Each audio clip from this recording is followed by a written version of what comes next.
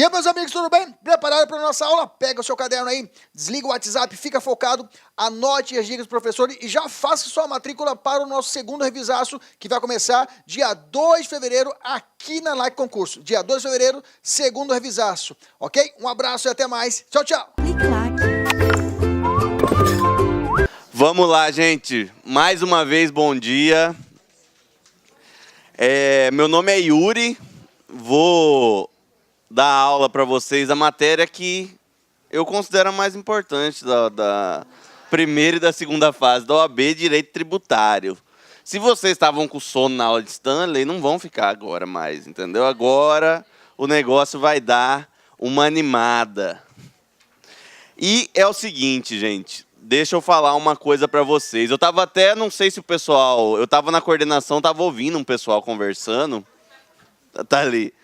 Meu Deus, questão tributário, como que funciona? Era melhor eu estudar civil e casou certinho com o que eu ia falar na aula para vocês, com o início da aula de vocês.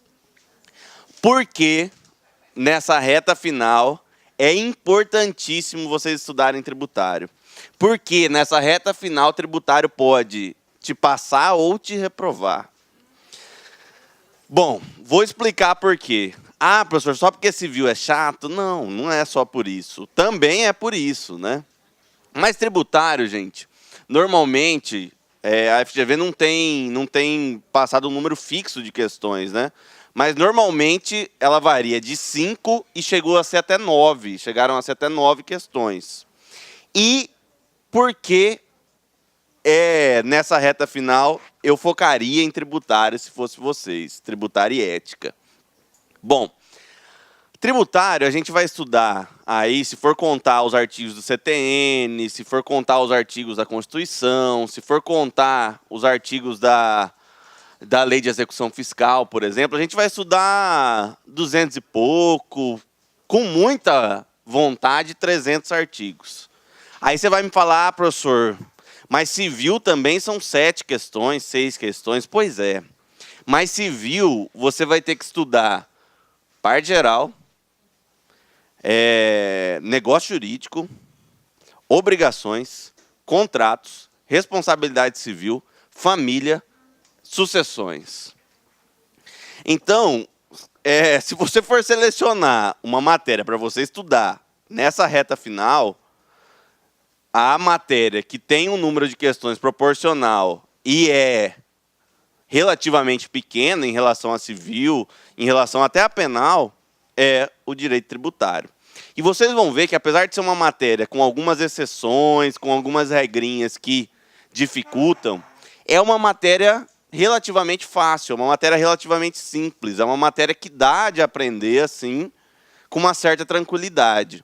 Então, deem uma atenção para tributário, estudem tributário, porque isso vai ser determinante. Daqui a um tempo, vocês vão estar aprovados e vão falar, olha, tributário realmente me salvou, porque eu fui com 40, para dar emoção, entendeu? Eu fui com 40 na risca e eu quase que gabaritei tributário. Eu vou falar, tá vendo? Eu sei, né?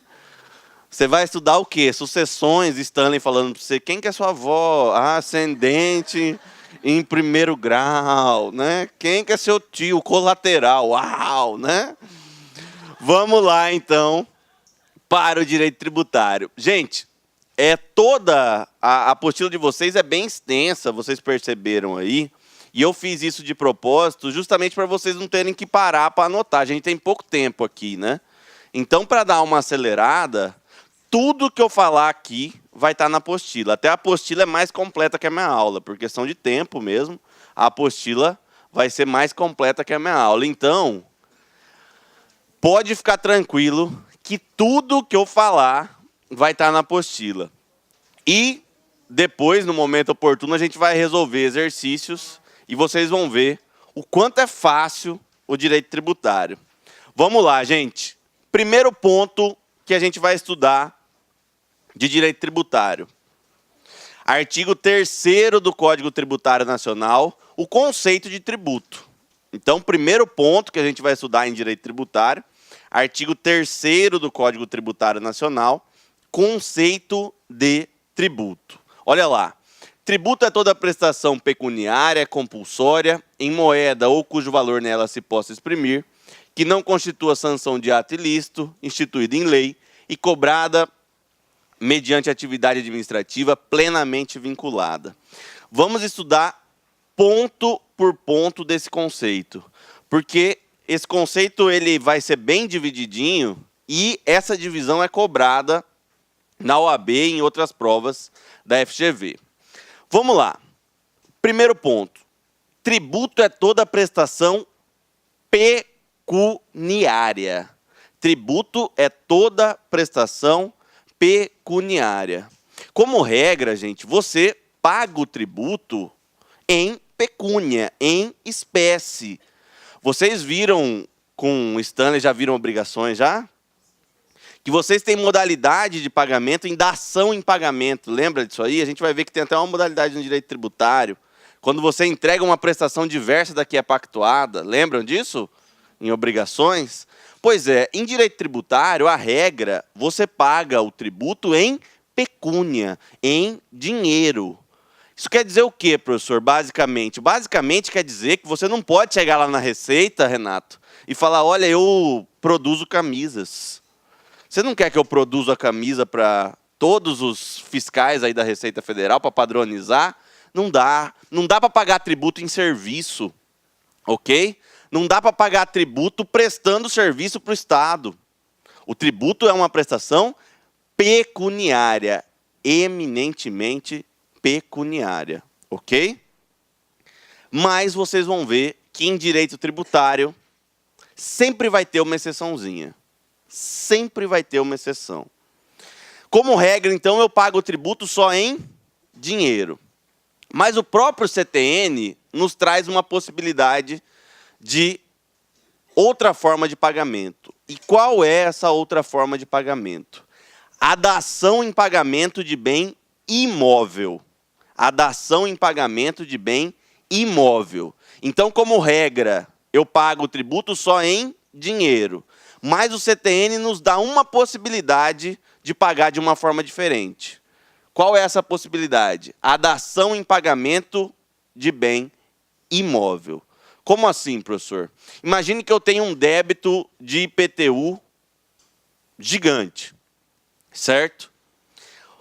Se houver lei autorizativa nesse sentido, se houver lei autorizando, eu posso pagar esse IPTU, quitar esse IPTU, não em dinheiro, como é a regra. Eu posso quitar esse IPTU entregando um bem imóvel meu como forma de pagamento, ok? Todo mundo comigo aqui, gente? Então, como regra, tributo é prestação pecuniária. Regra, e você não pode pagar tributo em serviço, você não pode pagar tributo de outra forma. Só que o CTN traz uma exceção. Ele traz a possibilidade de se pagar o tributo por meio de dação em pagamento de bem imóvel. De você entregar uma casa, entregar um terreno como forma de pagamento em tributo. Eu posso entregar um carro? Não. Dação em pagamento de bem imóvel. Beleza? Tranquilo. Tributo é toda prestação pecuniária compulsória. Uma das características do tributo, e acho que todo mundo sabe muito bem dessa característica, é que ele é uma prestação compulsória. O que isso quer dizer? O tributo é uma prestação obrigatória. Ela não é decorrente de um contrato, ela não é decorrente da sua vontade. O tributo é uma prestação obrigatória. Você tem uma propriedade territorial urbana. Você é devedor do IPTU. Não tem opção. Não tem faculdade para você. Não tem relação contratual. Eu assinei um contrato com a prefeitura e por isso eu pago IPTU. Não. Tributo é prestação compulsória, obrigatória. Ok? Tranquilo? Em moeda ou cujo valor nela se possa exprimir, falamos um pouco já na prestação pecuniária. Vamos para frente. Que não constitua sanção de ato ilícito. Tributo não é sanção. Por mais doído que seja no seu bolso, tributo não é penalidade. Tributo é uma consequência natural de você realizar um fato gerador. Você tem uma propriedade territorial urbana, você vai ter como consequência pagar o IPTU. Tributo não é sanção. E vocês vão ver quando a gente for resolver questões que existem muitas questões perguntando esse elemento básico. E por isso que às vezes eu digo que tributário é talvez a matéria mais tranquila de se fazer. Por quê? Dá um exemplo de uma questão que a gente vai ver ainda, mas só para vocês fixarem. O agente fiscal vai na sua empresa, verifica que você não emitiu nota fiscal de determinado produto e aplica uma multa. E a pergunta que é feita é: essa multa é tributo? Não. Tributo não é sanção. Tributo não é sanção. Então, se você viu uma questão lá que, de uma forma ou de outra, tenta relacionar o conceito de tributo ao pagamento de multa, você tem que olhar e já tocar o sininho aí e falar: tá errado. Tá errado. Por quê? Tributo não é pena, tributo não é sanção. É doído no bolso? É, mas não é uma sanção. É uma consequência natural. Por quê? Você não pode ser sancionado por ganhar dinheiro, né? Ana vai, ganha lá seus 2 milhões e ela toma uma sanção de pagar 27,5% de imposto de renda? Não. Isso não é sanção. É doído no bolso, mas não é sanção. É uma consequência natural dela ter realizado o fato gerador ao ferir renda. Beleza, gente? Tranquilo? Então vamos lá. Acelerado mesmo. Instituído em lei e cobrado mediante atividade administrativa plenamente vinculada. 2 características aí. O tributo, como uma situação mais do que óbvia, né, deve ser instituído em lei. A partir do momento que o Estado quer te onerar de alguma forma, ele tem que fazer isso por meio do instrumento mais democrático que nós temos, que é a lei, ok? A gente vai ver algumas exceções quando a gente estudar o princípio da legalidade, ok? Mas o tributo, para você criar um tributo, ele tem que ser feito por meio de lei. Tranquilo? E cobrado mediante atividade administrativa plenamente vinculada. Vocês já tiveram aula de direito administrativo já? Bom, vocês viram em direito administrativo, não sei se já chegou nesse ponto, mas que nós temos atos administrativos discricionários e atos administrativos vinculados. Ato administrativo discricionário é aquele que dá uma margem de atuação para o administrador. Ele pode escolher entre uma ou outra conduta, desde que atenda o interesse público. Lembram disso, gente? Ato discricionário, ele analisa o mérito administrativo, conveniência e oportunidade. Lembram disso? Ele pode escolher uma ou outra conduta. Vamos dar um exemplo aqui bem chulo, só para vocês entenderem. O Ministério do Esporte manda R$ 1 milhão para Cuiabá investir em alguma atividade esportiva. O gestor vai ter a opção de escolher se ele vai investir no handebol, no basquete, balé, né, Renato? Qualquer atividade esportiva, ele vai ter a discricionariedade, ele vai poder escolher: olha, eu quero investir nesse esporte, ok? Isso é um ato discricionário. E nós temos atos vinculados. Ato vinculado, gente, é aquele que o administrador não tem margem de atuação. A lei já determina o que ele deve fazer. Vamos dar um exemplo aqui. Ana reprovou 4 vezes na prova prática de habilitação, certo?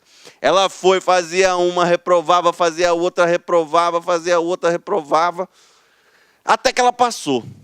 Ela preencheu todos os requisitos e levou lá no Detran. Falou: olha, eu já fiz o psicotécnico, eu já fiz a teórica, eu já fiz a prática, eu paguei a taxa aqui. Então eu quero minha habilitação. O Detran tem alguma margem de escolha para falar, não, rapaz, você reprovou 4 vezes, é melhor eu dar uma segurada, deixar... é melhor você repensar. Ele tem alguma margem de atuação?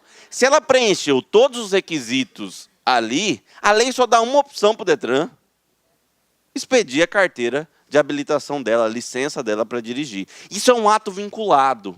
É um ato que a lei já determina o que o gestor, o que deve ser feito. E o tributo, gente, é, logicamente, um ato vinculado. Ele é cobrado mediante atividade administrativa plenamente vinculada. O que isso quer dizer, Yuri? Olha, quer dizer que o gestor, o administrador, o fiscal, o prefeito, ele não tem uma margem de atuação. Ele não tem uma conveniência ou oportunidade para cobrar ou não o tributo. Se a lei mandar ele cobrar, ele terá que cobrar. Um exemplo muito bom que foi dado numa prova e que é importante vocês assimilarem é que o sujeito chegou para o fisco e falou: olha, fisco, eu devo 1 milhão. Eu tenho, nesse momento aqui, 995 mil para te pagar. Se sou eu, né, na iniciativa privada, no escritório, eu falava: opa, manda, né? Prefiro perder 5 mil do que correr o risco de não receber 995. Mas não tem liberdade de atuação para o administrador. Se o cara fizer essa mesma proposta para o prefeito de Cuiabá, ele não tem condição de aceitar. Por quê? Porque a atividade é plenamente vinculada, é uma atividade vinculada, ele não tem condição, ele não tem margem discricionária para atuar, ok? A gente vai ver que essa atividade administrativa plenamente vinculada se materializa com o lançamento tributário. Eu não posso dar um lançamento com desconto. Eu não posso dar um lançamento com uma base de cálculo menor do que a real. Por quê? Porque a atividade é vinculada. Eu não tenho margem de atuação. Gente, alguma dúvida nesse ponto? Tranquilo?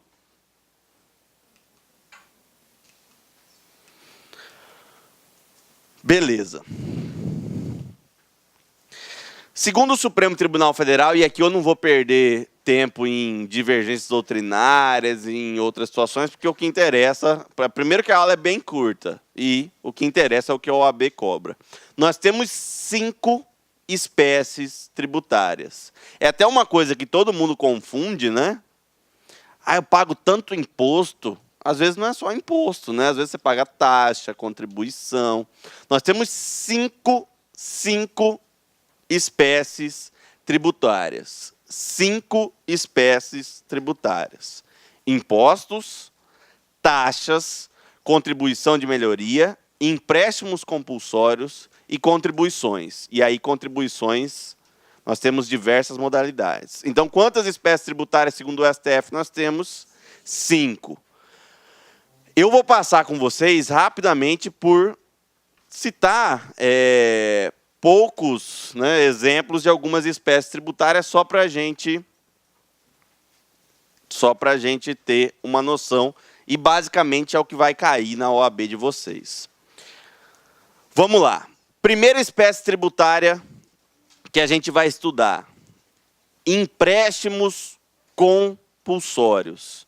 Primeira espécie tributária que a gente vai estudar rapidamente: empréstimos compulsórios. Bom, gente, é uma modalidade tributária muito pouco utilizada no Brasil. É uma modalidade tributária quase que nada utilizada no Brasil. E ela tem uma característica especial. Ela tem uma característica um pouco diferente, que faz com que ela não seja tão utilizada. Artigo 148 da Constituição. Vamos lá. A União, mediante lei complementar, poderá instituir empréstimos compulsórios. 1. Para atender despesas extraordinárias decorrentes de calamidade pública, guerra externa ou sua iminência. 2. No caso de investimento público de caráter urgente e de relevante interesse nacional, observado o disposto no artigo 150, inciso 3º, a linha B. Vamos lá. Por que o empréstimo compulsório ele não é tão utilizado no Brasil? Primeiro, por uma dificuldade legislativa. Primeiro ponto de dificuldade que o empréstimo compulsório tem é que ele só pode ser criado por meio de lei complementar. Enquanto a maioria dos outros tributos pode ser criado por lei ordinária, o empréstimo compulsório só pode ser criado por meio de lei complementar. E acredite, isso é muito, muito perguntado. Também vamos resolver exercícios da seguinte forma, inclusive em segunda fase da OAB, que o presidente da República, diante de uma situação de calamidade pública, cria, por meio de lei ordinária, empréstimo compulsório. E aí vem a questão A lá, da segunda fase. Esse empréstimo compulsório é constitucional? Atende os requisitos da Constituição? Não. Não. Você deveria dizer que não. Por que não? Porque o empréstimo compulsório, segundo o que está disposto na Constituição Federal, só pode ser instituído por meio de lei complementar. E o prefeito aí, no caso, não lembro se foi o exemplo do prefeito, quem que eu usei, o presidente aí, no caso, se utilizou de lei ordinária, o que torna o tributo inconstitucional. Beleza, gente? Tá vendo como o tributário é tranquilo? Fácil. É só você olha um negócio desse, você até ri na hora da prova, você domina no peito e fala, esse aí, né? Você acha até que é pegadinha, fala, não é possível que é isso mesmo que o cara está querendo saber. Eu sei que o empréstimo compulsório só pode ser instituído por meio de lei complementar.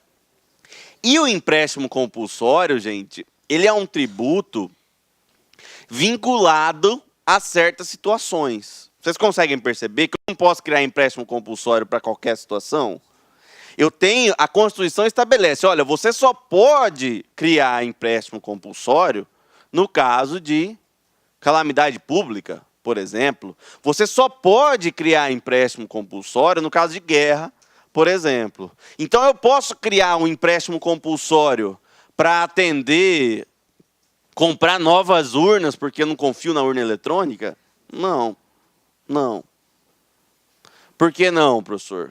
Não vai fazer uma interpretação ultra mega extensiva aqui e falar, não, é um investimento público de caráter relevante, né? Mas veja, o empréstimo compulsório, a própria Constituição estabelece quando ele pode ser criado.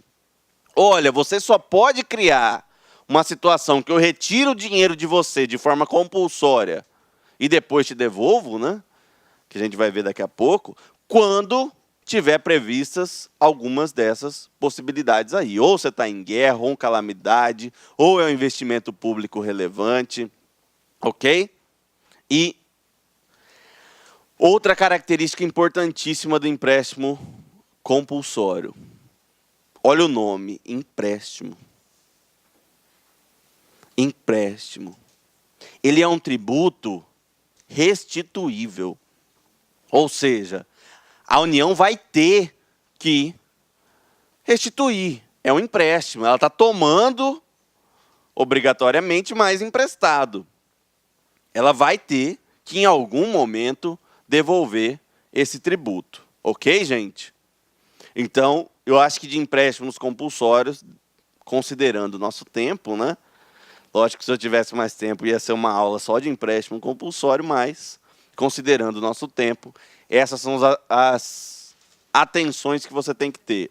Primeiro, ele só pode ser criado por lei complementar. E se você já souber isso, vocês vão ver que já tem muito boa chance de você resolver várias questões.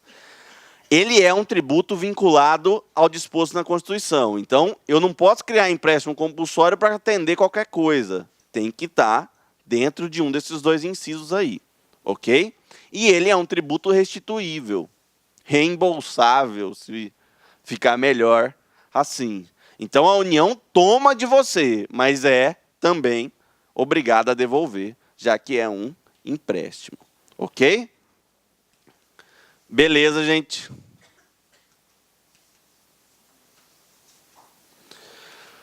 Vamos lá.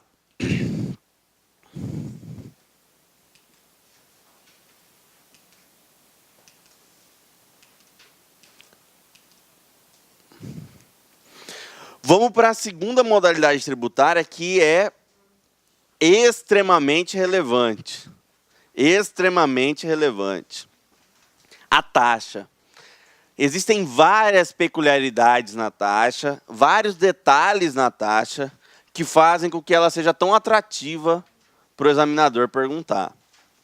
A taxa, o primeiro detalhe importante que a gente vai ver é que a taxa é um tributo contraprestacional. A taxa é um tributo contraprestacional.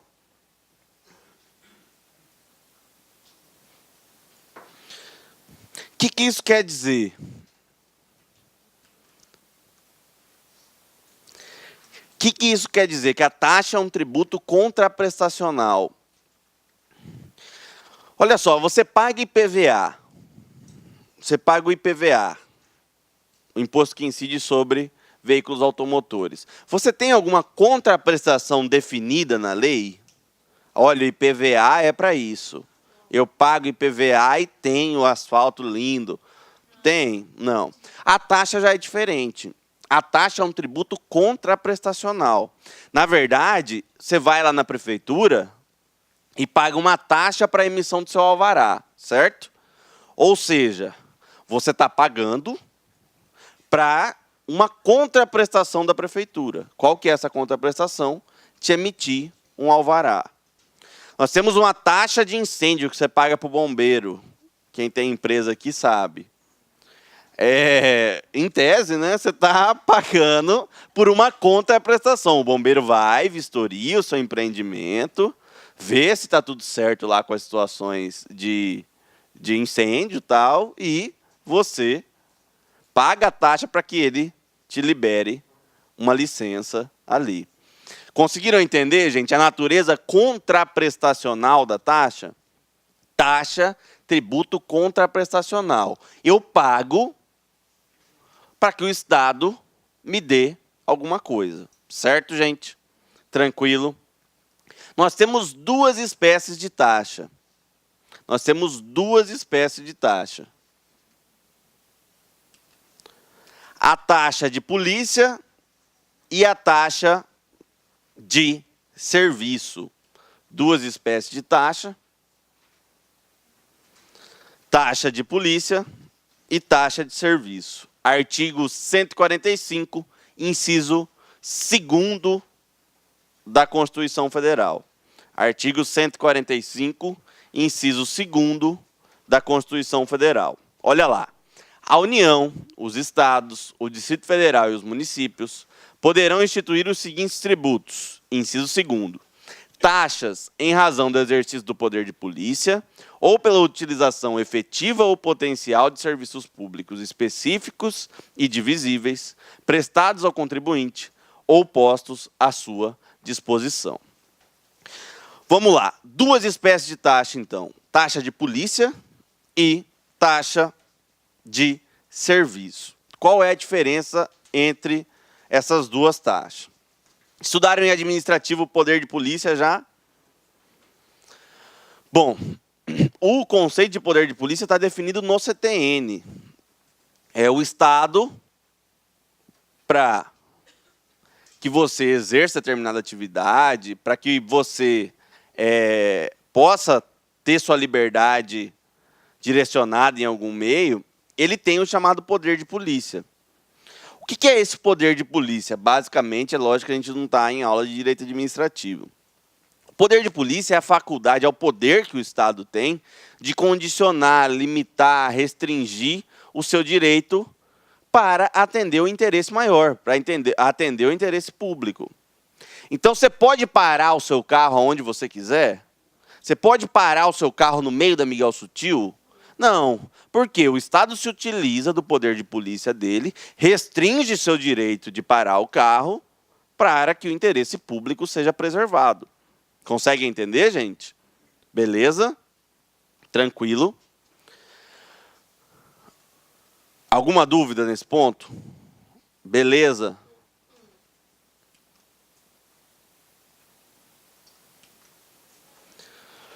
Vamos lá. Gente, então a taxa de polícia, o Estado ele vai condicionar o exercício de um direito seu, ele vai limitar ou ele vai autorizar o exercício de um direito seu e ainda vai pedir com que você pague uma taxa para que ele possa fazer esse estudo, fazer esse condicionamento.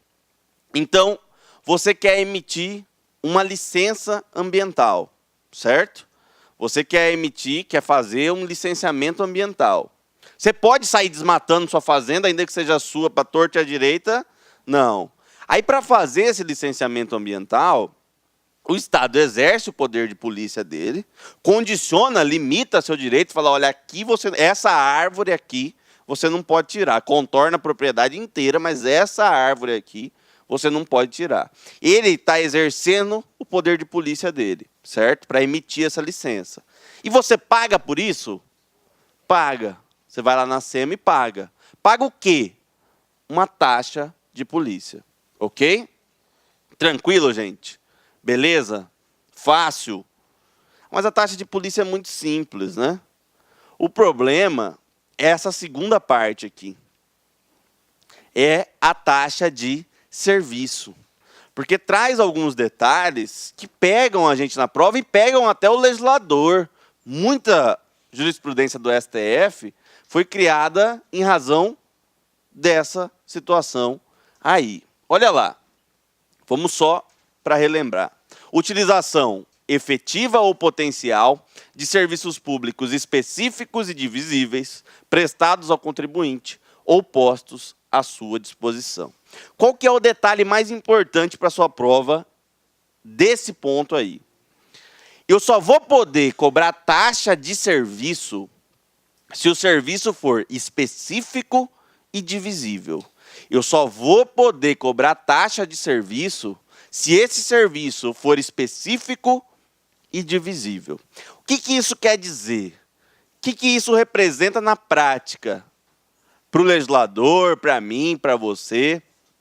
Olha só. Antes, criaram uma taxa de iluminação pública. Taxa de iluminação pública. Essa taxa foi declarada inconstitucional pelo Supremo. Essa taxa de iluminação pública foi declarada inconstitucional pelo Supremo. Por quê que ela foi declarada inconstitucional pelo Supremo? Porque a iluminação pública não é um serviço específico e nem divisível. Olha só, eu consigo dividir o quanto de luz da rua você está utilizando e o quanto eu estou utilizando? Tem como cindir isso, gente? Taxa de segurança pública. O Estado de Mato Grosso criou uma taxa de segurança pública. Eu consigo dividir o quanto de segurança você usa. Ah, você mora lá no Jardim Glória 2. Você usa bem mais segurança que eu. Tem jeito, gente? Não tem. Não é uma questão divisível. Eu não tenho como olhar para a população e falar, olha, vamos dividir aqui o quanto de segurança pública você usa. Aí você tem um maridão meio perigoso aí, né? Tô sentindo que uma hora o negócio nela pode cantar por aí. Então vamos aumentar a sua taxa. Tem jeito, gente? Não tem. Não tem. Ok? Então, o detalhe mais relevante aqui, o que mais causa discussão e o que mais pode chamar atenção para vocês na prova é que essa taxa de serviço só pode ser cobrada quando o serviço for específico, ou seja, eu consigo determinar o serviço que eu estou prestando.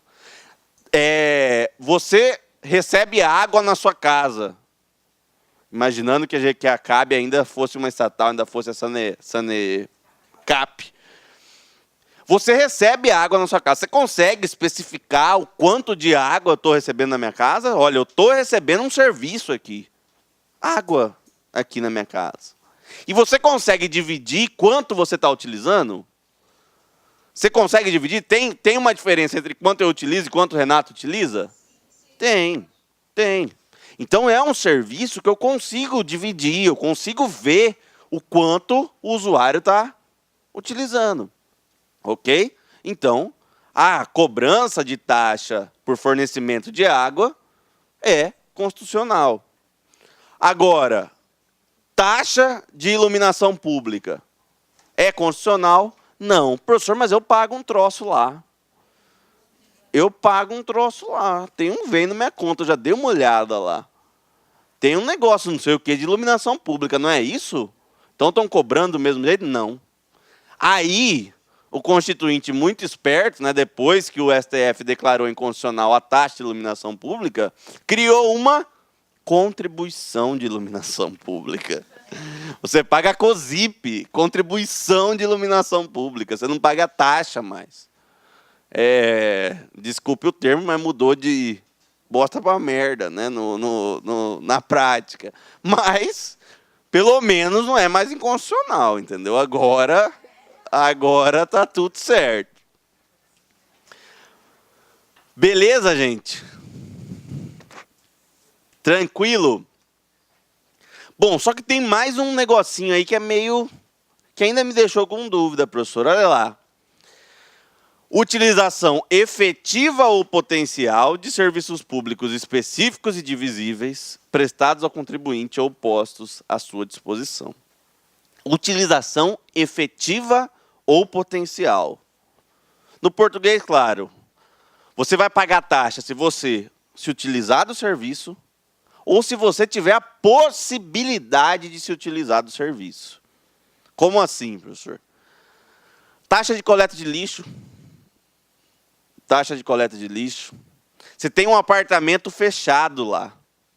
São várias propriedades, professor. Sim, ali é só para esperando uma valorização futura, né? Tem lá uma propriedade. Está fechado, não tem ninguém produzindo lixo, não tem nada. Você paga a taxa pelo serviço de coleta de lixo? Paga. Porque a Constituição estabeleceu que a taxa de serviço você deve, quando a utilização for efetiva, quando você utilizar do serviço, ou quando a utilização for potencial.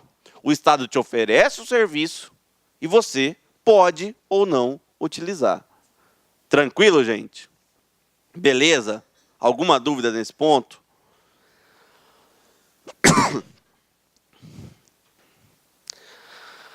Beleza.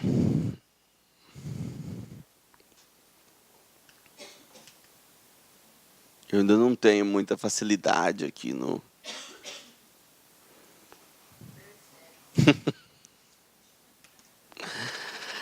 Vamos lá, última aqui. Isso é história real, né? O município criou taxa de limpeza pública. Taxa de limpeza pública. Está na sua prova. Eu pergunto para vocês, essa taxa é constitucional ou não? Por que não? Não tem, exatamente, né? Não tem como você dividir o quanto de limpeza pública Renato utiliza, o quanto eu utilizo. Não tem como, não é um serviço divisível que dá para ver a unidade de utilização de sua, minha, ok? Beleza, gente? Tranquilo? Então, STF declarou inconstitucional, por exemplo, a taxa de limpeza pública.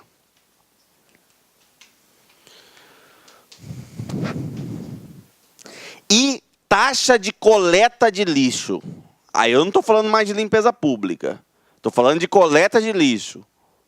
E aí, é constitucional, sim ou não? Aí sim, né, gente? Aí eu consigo mostrar, olha, eu estou prestando ou colocando à disposição o serviço de coleta de lixo. Está travado aí? Beleza? Alguma dúvida?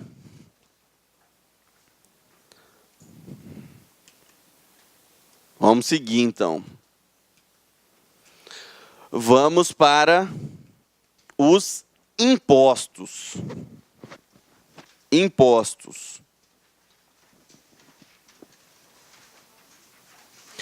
Gente, o CTN diz o seguinte.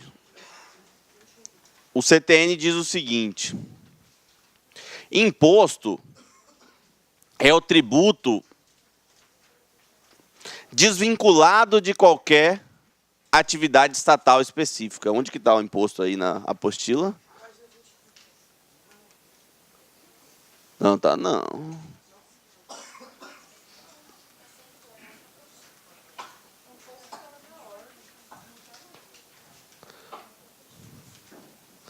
É porque é o seguinte, falaram, manda a apostila aí. Aí eu mandei. Quando eu vi, já estava tudo formatado, entendeu? Eu não estou acostumado com essas modernidades assim de cursinho. Vamos lá, gente. Gente, imposto, segundo o CTN, é o tributo cobrado independente de qualquer prestação estatal específica. O imposto é um tributo desvinculado de qualquer prestação estatal específica. Larga a apostila, olha para mim, vocês vão achar depois. Imposto, gente, é um tributo desvinculado de qualquer atividade estatal. Como assim, professor? Você já usou essa frase. Eu pago meus impostos. E não tenho saúde. E não tenho educação. Por que não cria uma lei para vincular imposto ao esporte? Já ouviu essa frase aí. Gente, o imposto, ele é um tributo eminentemente desvinculado. Ele não é vinculado a uma atividade estatal específica. O imposto, a grosso modo, ele serve para remunerar os cofres públicos. Ele serve para arrecadar, para o Estado arrecadar, para o Estado se manter, né?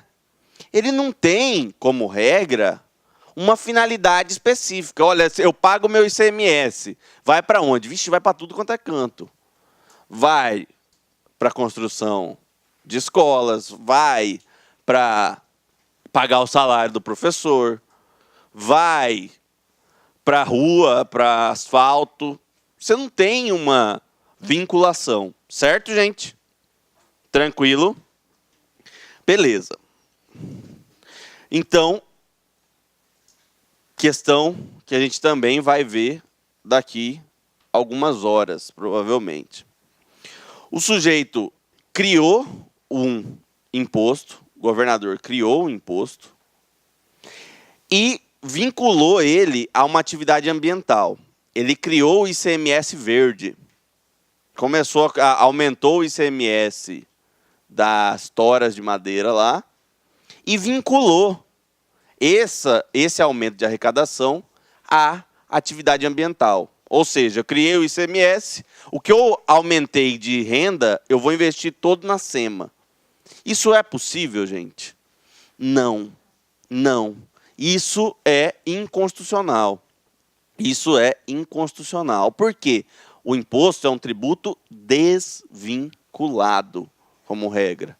Eu não posso vincular o imposto a nenhuma atividade estatal específica, como regra. Ok? Aumento da arrecadação também. Aumento da arrecadação, o Estado estava vinculando ao aumento da remuneração dos fiscais de tributo. Então, fiscaliza a turma aí, porque se vocês aumentarem a arrecadação, um percentual desse aumento de arrecadação vai para vocês mesmo. Não tem estímulo melhor que esse, né? E essa lei também foi declarada inconstitucional. Por quê, Carlene? Porque imposto não pode, como regra, ser vinculado a nenhuma outra atividade estatal. Nem ao pagamento dos fiscais, nem ao plantio de árvores, nem à construção de asfalto. Ok? Imposto é um tributo eminentemente desvinculado. Beleza? Alguma dúvida? Tranquilo. Só que eu fiquei falando como regra. Por quê? Porque a Constituição traz algumas exceções. A Constituição traz algumas hipóteses em que o imposto pode sim ser vinculado. E a gente até conhece, até já ouviu falar no jornal, na mídia. Quando que o imposto pode ser vinculado por expressa autorização constitucional? Educação, saúde, lembram? O prefeito tal não aplicou o mínimo em saúde, lembra disso? Impeachment do governador porque ele não aplicou o mínimo na educação, deixou de aplicar o índice mínimo exigido pela Constituição em educação. Bom, o saúde e educação a Constituição autoriza. Fala, olha, saúde e educação, você pode vincular o determinado imposto, ok? Tranquilo, gente? Tem mais algum?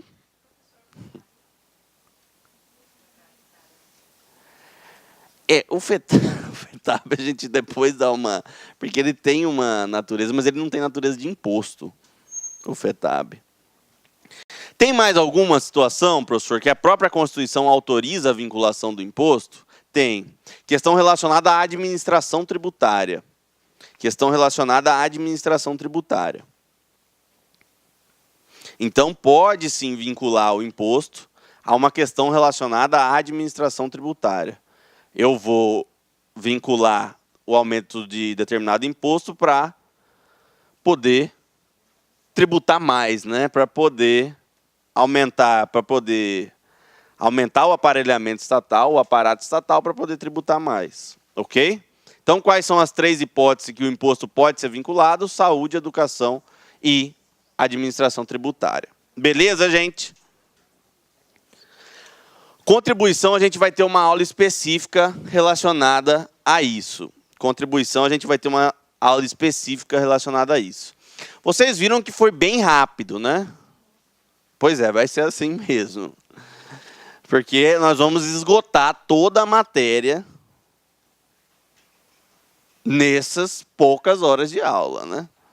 Você vai ficar sabendo com o Stanley quem que é sua avó, é ascendente, 2º grau, né? E aqui você vai aprender tudo de direito tributário nessas poucas horas.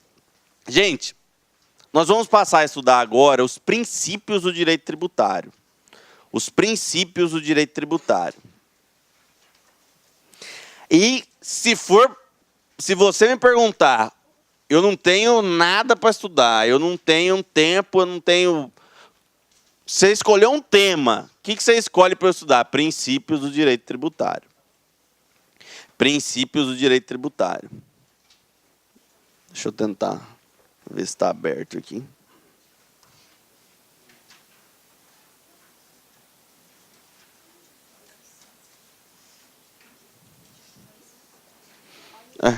Vou ter que ir no Gogó mesmo, porque eu não sei abrir esse trem. Gente, princípios do direito tributário. Primeiro princípio do direito tributário que a gente vai estudar, Constituição Federal, artigo 150, inciso 1º, princípio da legalidade. Constituição Federal, artigo 150, inciso 1º, princípio da legalidade. Empresta a Constituição aí.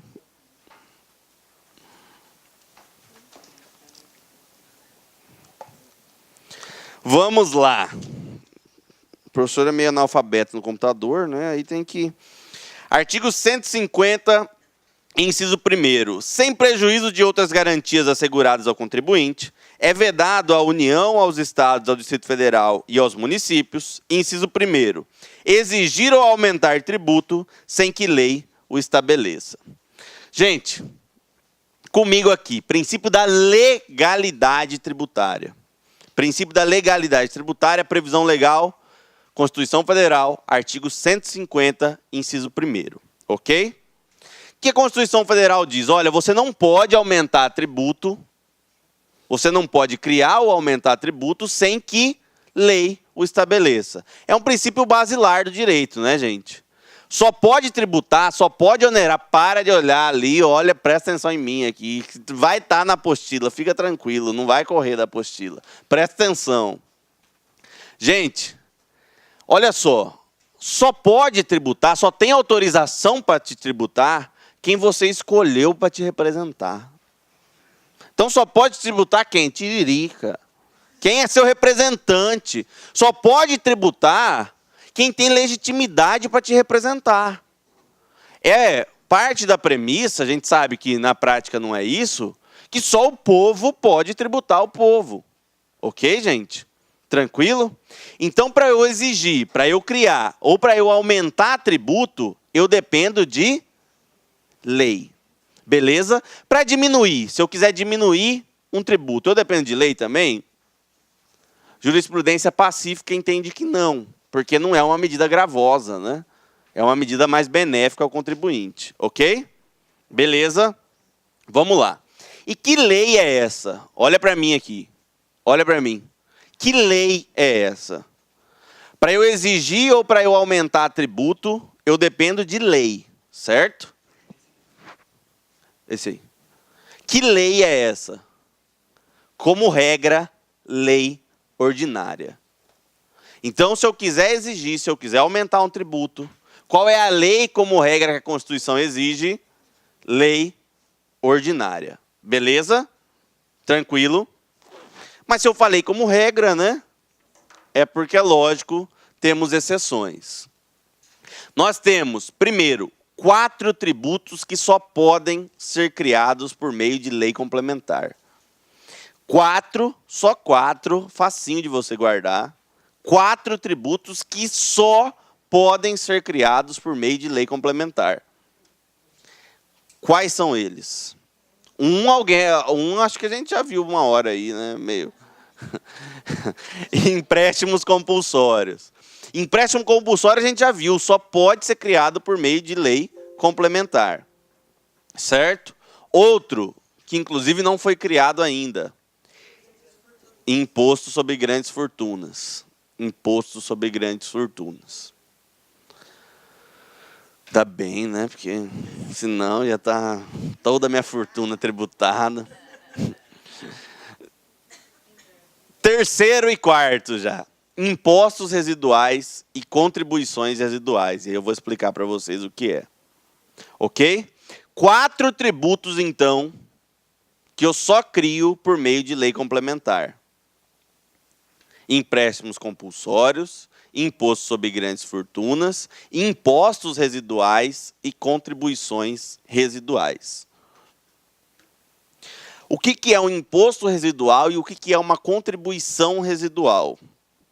Vamos tentar esclarecer com um exemplo que eu acho que vai ficar mais fácil para vocês entenderem. Exemplo bem atual.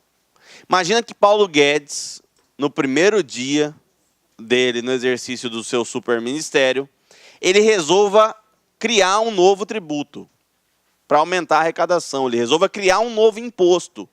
Um imposto fora daqueles que já existem. Ele quer criar um novo. Certo, gente? Esse imposto fora dos que já existem tem um nome. É imposto residual. Ok? E para ele criar esse imposto residual, o que é o imposto residual? Aquele que não existe naquele momento. Se ele quiser criar um novo imposto, ele tem que fazer por meio do quê? Lei complementar. Beleza? Alguma dúvida, gente? E a mesma regra se aplica às contribuições. Eu quero criar uma nova contribuição social para ajudar na questão da Previdência do Brasil. Uma nova, não está prevista. O que eu tenho que fazer? Edição de lei complementar. Beleza? Fácil, gente. Demais, né? Fácil demais. Cai assim. Acredite em mim, cai assim. 4 tributos que só podem ser criados por lei complementar. Empréstimos compulsórios, imposto sobre grandes fortunas, impostos residuais e contribuições residuais. Alguma dúvida, gente? Pois não.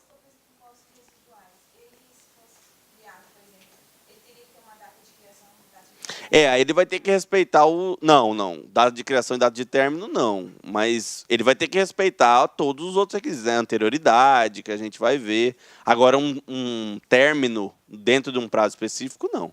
Pode ser ad eternum aí. Beleza, gente? Se quiserem ressuscitar a CPMF, como que tem que fazer?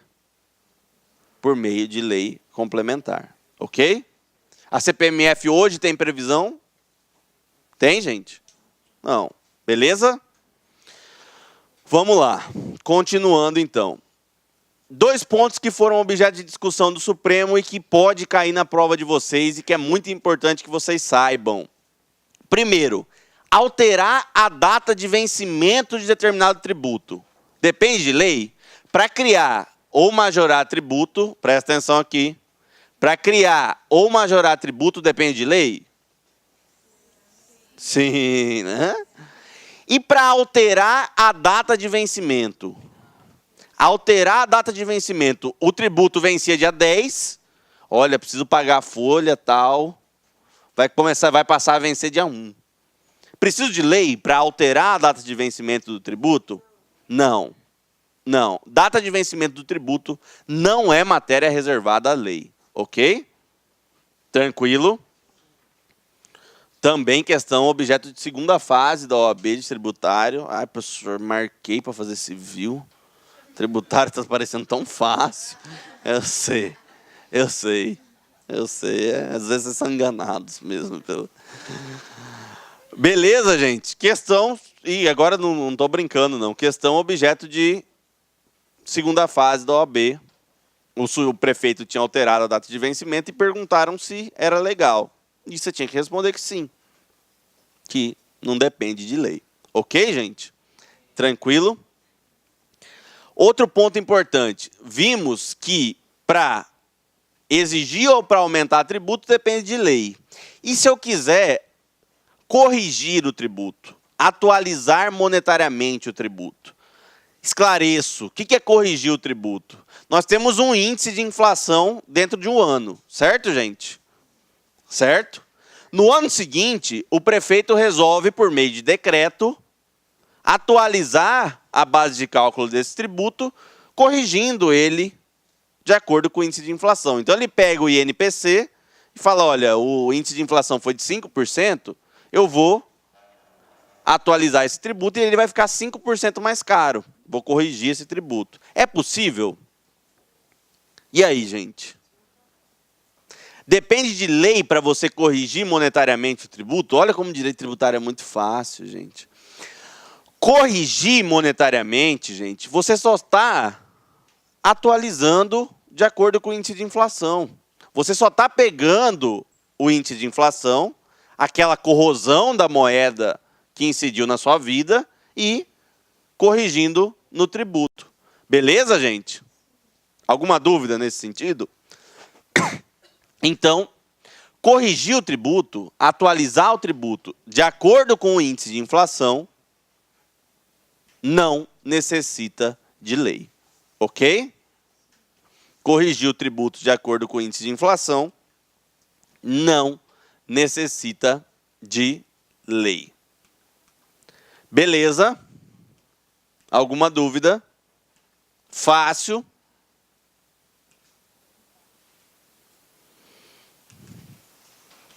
Beleza, se quiser anotar a questão da alteração da data de vencimento, recurso extraordinário 203.684. Relatora foi a ministra Carmen Lúcia. Beleza, gente? Alguma dúvida? Posso continuar? E medida provisória pode criar tributo? Quem está respondendo sim, tão animado aí? Medida provisória pode criar tributo? Já tiveram direito constitucional? Ah, é hoje. Lá em direito constitucional vocês vão ver as espécies normativas. Então tem lei ordinária, lei complementar, emenda à Constituição, medida provisória. Medida provisória, MP, pode criar tributo? Como regra, sim. Como regra, sim. Como regra, sim. Medida provisória, gente, no nosso ordenamento jurídico, vocês vão ver, ela tem status de lei ordinária, certo? Medida provisória, editada pelo presidente da República, ela tem status de lei ordinária. E aí eu pergunto para vocês, lei ordinária pode criar tributo? Medida provisória tem status de lei ordinária, pode criar tributo? Vai, né? Isso aí, animação. Beleza, gente? Mas tem detalhe, tem alguma coisa que eu tenho que ter uma atenção melhor? Tenho. Eu falei para vocês que medida provisória tem status de lei ordinária. E antes, com essa animação de todo mundo aí, eu falei que alguns tributos só podem ser criados por meio de lei complementar. Então eu pergunto a vocês, uma medida provisória que tem status de lei ordinária, pode criar um empréstimo compulsório? Não. Não. vamos sintetizar aqui. MP pode criar tributo? Como regra, sim, ela tem status de lei ordinária. Ela pode criar tributo. Agora, ela não vai poder, a medida provisória não pode criar tributo que seja de competência privativa da lei complementar. Ok, gente? Todo mundo aqui comigo? Então, medida provisória pode criar empréstimo compulsório? Pode criar imposto sobre grandes fortunas? Pode criar imposto residual ou contribuição residual? Alguma dúvida nesse ponto? Ok? Então, matéria afeta a lei complementar, não pode ser disciplinada por meio de medida provisória. Beleza? Alguma dúvida? Fácil, gente.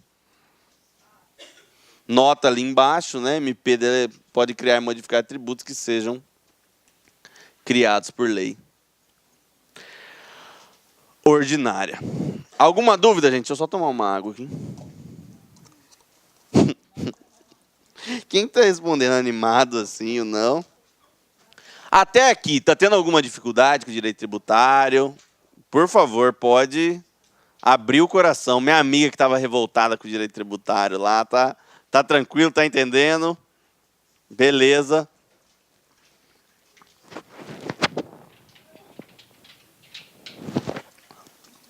Se não estiver entendendo, pelo amor de Deus, falem, viu, gente?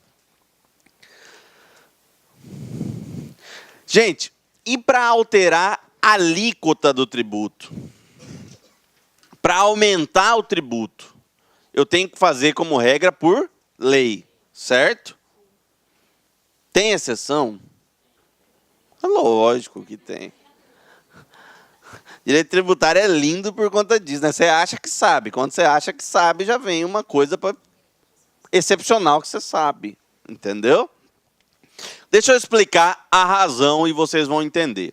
Nós temos alguns tributos que são chamados de extrafiscais, certo? Alguns impostos que são extrafiscais, ok? Como assim, professor? Imagine que eu sou fabricante de computadores. Tenho uma empresa aqui no Brasil, fabrico computadores e emprego 2.000 pessoas aqui no Brasil, certo? Beleza? Bom, e aí o que acontece?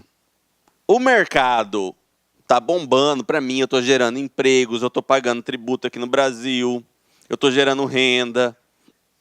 Só que aí, os meus clientes, as pessoas que compram os computadores de mim, descobrem que tem um chinesinho lá, da China, vendendo o mesmo computador, com a mesma classificação. O que eu vendo aqui por 1.000, ele está vendendo por R$100. Certo? Você acha que ele vai comprar da onde? Meu ou o da China de R$100? Provavelmente, né, não sei que ele esteja rasgando dinheiro, ele vai comprar o da China por R$100. Pois bem, e aí eu pergunto para vocês, eu tenho funcionários aqui, certo? 2.000 funcionários, 2.000 famílias que vivem daquilo que eu estou produzindo. Eu pago IPTU aqui, eu pago outros tributos aqui. Se o pessoal passar a comprar da China, vai ter um efeito quase que automático. Eu vou quebrar, aquelas 2.000 pessoas vão ficar desempregadas, aqueles tributos que eu recolhi aqui, eu não vou mais recolher. E assim segue. Bom, acontece que a União, ela pode adotar uma medida urgente. Ela pode falar o seguinte: olha, clientes do Yuri, vocês querem comprar o computador da China? Queremos. Ótimo. Então tá bom. Então, a partir de agora, o seu imposto de importação, que antes era de 50%, vai passar a ser de 600%. Consegue entender a medida? A União, para preservar aqui os empregos do Brasil, a União, para assegurar que essas 2.000 pessoas continuem tendo um trabalho, que o mercado nacional continue movimentando, ela tem uma medida, ela precisa de um ato urgente. Ela precisa, olha, eu vou aumentar a alíquota, porque se esperar 1 mês, 2 meses, se esperar editar uma lei, o Yuri já quebrou, ok? Essa situação acontece nos impostos extrafiscais. Nós temos os impostos fiscais, que a finalidade é basicamente arrecadatória, e os impostos extrafiscais, que além de arrecadar, ela quer regular o mercado. Consegue entender? Eu quero limitar a aquisição de produto importado. Porque se todo mundo adquirir produto importado, o produto nacional não vai valer nada. Aí você vai estar gerando emprego na China, você vai estar produzindo na China e aqui, nada. Vamos imaginar outro exemplo só para ficar na cabeça de vocês. Eu sou produtor de arroz aqui no Brasil. Eu produzo arroz para o Brasil inteiro, eu domino 90% do mercado nacional, ok? E aí, de repente, tem uma crise do arroz nos Estados Unidos. Então, aqui no Brasil, estão me pagando, exemplo, viu, gente? Senão ainda vai um levantar, esse quilo está muito barato. Estão me pagando R$1 por quilo, e eu percebi que nos Estados Unidos, em razão da crise do arroz, estão pagando $5 por quilo. Eu vou vender para quem, eu empresário? Para os Estados Unidos, certo? Bom, só que eu vendendo eu sou responsável por 90% da produção de arroz do Brasil. Eu forneço 90% do arroz que vocês comem. Então vocês pegam 10 grãos lá, 9 é meu, 1 é da concorrência. Se eu passar a fornecer esse arroz para os Estados Unidos, que é mais rentável economicamente para mim, vai ter uma consequência natural para o Brasil. Vocês não vão ter arroz na mesa. Conseguem entender? Então a União pode fazer o quê? Falar, Yuri, você quer exportar arroz? Quero, eu não posso te proibir. Realmente eu não posso te proibir. Mas a sua alíquota do imposto de exportação, que antes era de 10%, vai passar a ser de 1.000%. Beleza? Vai lá, exporta lá, bonzão. Tranquilo? Então isso é a natureza extrafiscal. Eu não quero só arrecadar, eu quero garantir que o arroz esteja na sua mesa. Eu quero regular o mercado. Conseguem entender, gente? Todo mundo comigo? E para fazer isso, eu preciso ter agilidade, não preciso? Porque se eu esperar editar uma lei, aí vai lá, o presidente tem que dar propina para senador, para deputado, aquela coisa. E aí, quanto tempo que vai demorar isso aí? Um pé de vista da oposição. Até já deu a segunda colheita do arroz e eu estou mandando para os Estados Unidos. Você tá com fome? Você trocou seu arroz já por alpiste de passarinho? E tá. Então, a União precisa de medidas urgentes. E qual é essa medida urgente? Alguns tributos, esses tributos extrafiscais, eu posso alterar a alíquota dele por meio de decreto, por meio de ato infralegal, por meio de ato abaixo da lei. Conseguiram? Todo mundo está acompanhando, gente? Então, se a regra, eu só posso alterar a alíquota, majorar o tributo por meio de lei, nós temos alguns tributos que eu posso majorar a alíquota por meio de decreto, por meio de ato infralegal. Por quê? Porque não tem uma função só de arrecadar. Eu quero regular o mercado. E para regular o mercado eu preciso ser rápido. Eu preciso de um instrumento rápido que é incompatível com a edição de lei. Ok? As exceções. 6 tributos podem ter sua alíquota alterada por ato infralegal. 6 tributos podem ter sua alíquota alterada por ato infralegal, por meio de decreto. 6 tributos podem ter suas alíquotas alteradas por ato infralegal, por meio de decreto. Quais são eles? Ou do inglês, né? What is eles? Né? Quais são eles? 2 eu já falei, né? Imposto de importação, imposto de exportação. IPI, IOF. CID combustíveis e ICMS combustíveis. 6 tributos, gente, que eu posso alterar por decreto, por meio de ato infralegal. Quais são esses 6? Importação, exportação, IPI, IOF, CID combustíveis e ICMS combustíveis. Ok? É só lembrar, gente, daquela medida do governo Dilma em relação ao IPI, né? É só lembrar daquela medida do governo Dilma. Vocês lembram que precisava estimular a indústria nacional, e aí foi lá e diminuiu e depois aumentou a alíquota do IPI dos carros nacionais. Por que ela pôde fazer isso por meio de decreto? Porque a Constituição autoriza. O IPI é um imposto extra fiscal. Ok? Quais são, meu amigo que não gostava de tributário, quais são os 6 tributos que podem ser alterados por meio de decreto? Importação, exportação, IPI, IOF, CID combustíveis e ICMS combustíveis. E por quê? Porque se você descobrir o porquê, vai ficar mais fácil de você aprender, né? Por quê? Porque eles são impostos extra fiscais. Eu preciso regular o mercado. Alguma dúvida, gente? Então eles são temporários, né? Sim, não acho que essa associação não cola. Por quê? Porque pode ser que eu aumente e deixe nunca mais diminua. Eu gostei de arrecadar aquilo lá e não vou mais diminuir. Certo, gente? Alguma dúvida?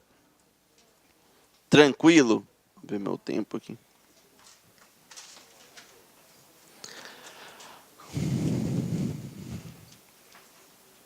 Beleza, vamos para o próximo em escala de importância. Princípio da anterioridade tributária.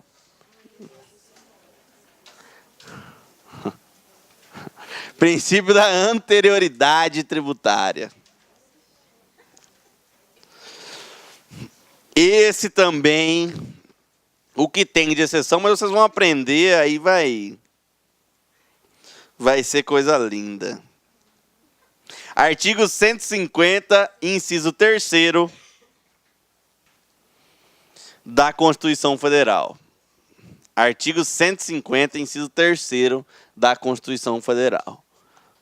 Cara, se eu soubesse, vocês iam ficar tão preocupados com essa apostila, eu não tinha deixado, eu liberava depois da aula, né? Porque eu tô falando aqui, tá nego procurando na apostila, presta atenção. Aí vai estar lá, não vai fugir da apostila. Presta atenção que vocês vão achar. Artigo 150, inciso 3º da Constituição. Vamos lá. Sem prejuízo de outras garantias asseguradas ao contribuinte, é vedado à União, aos Estados, ao Distrito Federal e aos municípios, inciso 3º, cobrar tributos em relação a fatos geradores ocorridos antes do início da vigência que houver instituído ou aumentado. B. No mesmo exercício financeiro em que haja sido publicada a lei que instituiu ou aumentou. C. Antes de decorridos 90 dias da data em que seja publicada a lei. Artigo 150, inciso 3º, alíneas B e C. Anterioridade tributária cai demais, cai demais, cai demais. Tem algumas exceções, é meio chatinho, mas depois que você aprendeu, é lau, tranquilo. Artigo 150, inciso 3º, alíneas B e C da Constituição Federal. Vem comigo aqui. Nós temos 2 espécies de anterioridade. A anterioridade anual, também chamada de anterioridade de exercício, e a nonagesimal. Nós temos 2 espécies de anterioridade. Anterioridade anual, também chamada de exercício, e a nonagesimal, também chamada de noventena. Beleza? O que é anterioridade anual? O que é anterioridade anual? Olha, a Constituição diz basicamente o seguinte: se você instituiu o tributo dentro de um exercício financeiro, você só vai poder passar a exigi-lo a partir de 1º de janeiro do exercício financeiro seguinte. Ok? Então, se eu instituir um tributo no exercício financeiro de 2018, segundo o princípio da anterioridade anual, eu só vou poder exigir esse tributo a partir do exercício financeiro de 2019. Beleza, gente? Alguma dúvida? Fácil. Anterioridade anual, então, eu instituí um tributo em um exercício financeiro, só vou poder passar a exigi-lo em outro. Tranquilo? E a anterioridade nonagesimal?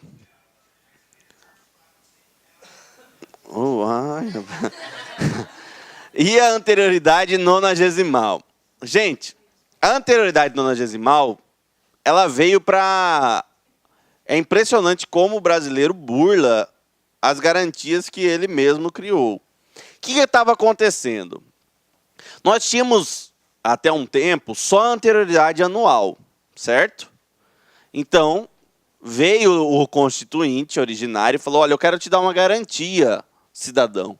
Se eu aumentar um tributo, você vai poder se planejar e vai poder passar a contar com aquele aumento só a partir do outro ano, só a partir do outro exercício. Certo, gente?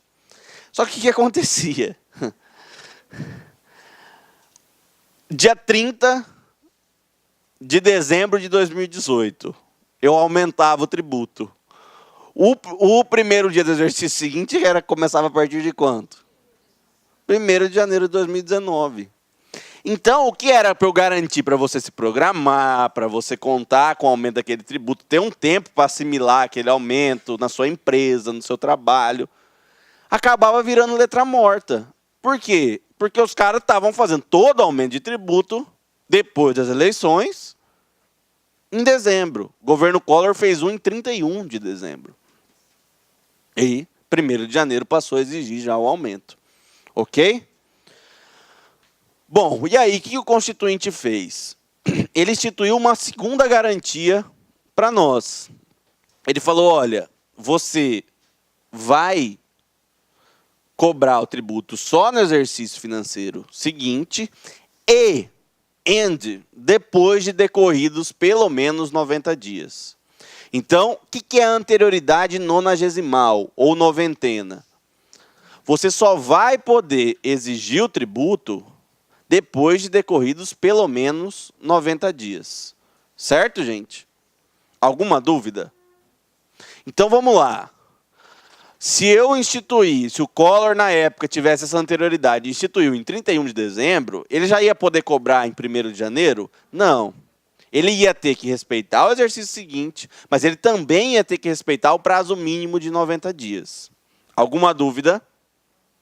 Fácil. Tranquilo. Isso é muito fácil. Isso vocês já aprenderam. Acredito que já aprenderam. Temos 2 anterioridades. Uma anterioridade anual de exercício. Uma vez instituído, aumentado o tributo, eu só posso cobrar no exercício financeiro seguinte. E anterioridade nonagesimal, se decorridos pelo menos 90 dias. Ok. Só que o problema é que nós temos no Brasil alguns tributos que não se sujeitam a nenhuma dessas 2 anterioridades. Ou seja, eu aumentei hoje, eu posso cobrar amanhã. Nós temos no Brasil tributos que só se sujeitam à anterioridade anual. Ou seja, eu aumentei dia 31 de dezembro, eu posso cobrar em 1º de janeiro, porque ele só se sujeita anual. E nós temos tributos no Brasil que só se sujeitam à anterioridade nonagesimal.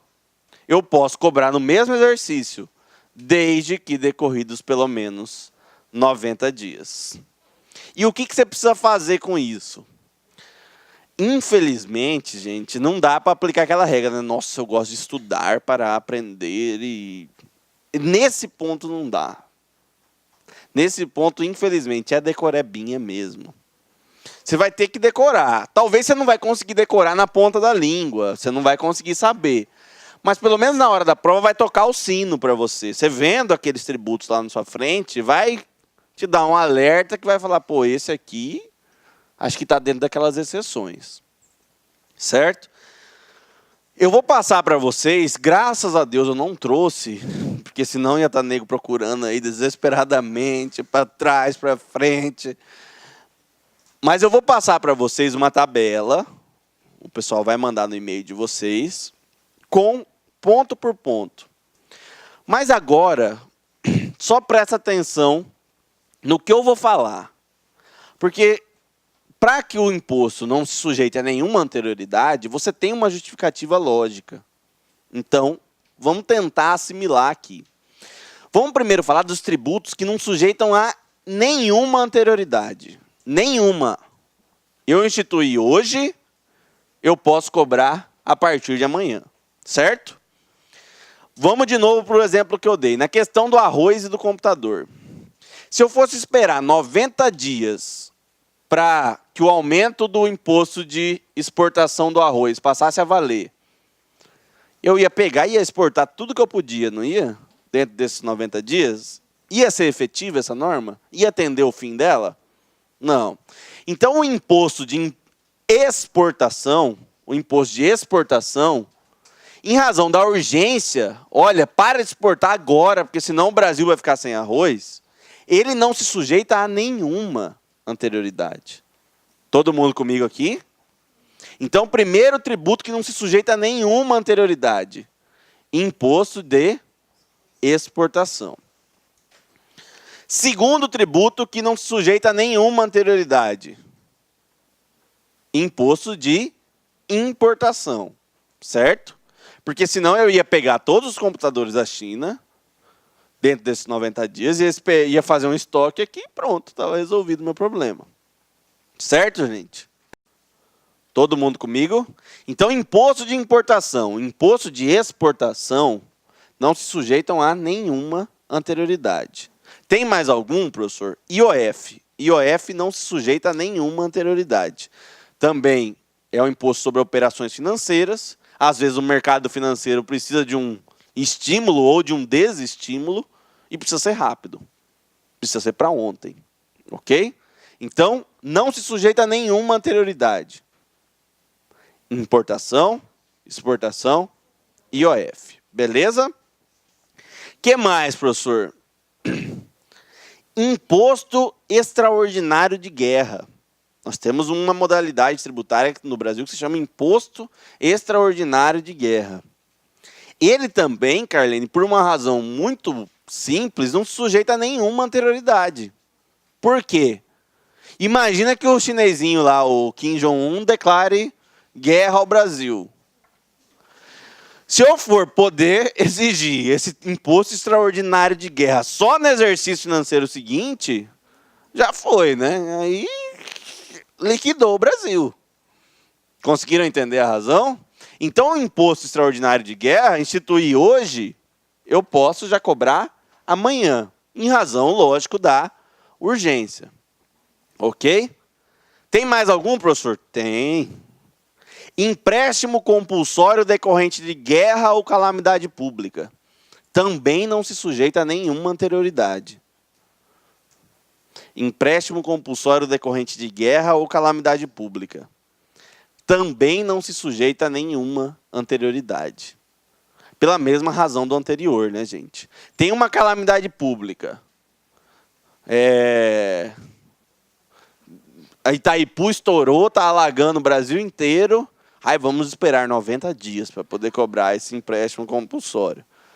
Vamos esperar o exercício financeiro seguinte para cobrar esse empréstimo compulsório decorrente da calamidade pública. Tem sentido? Não tem. Alguma dúvida, gente?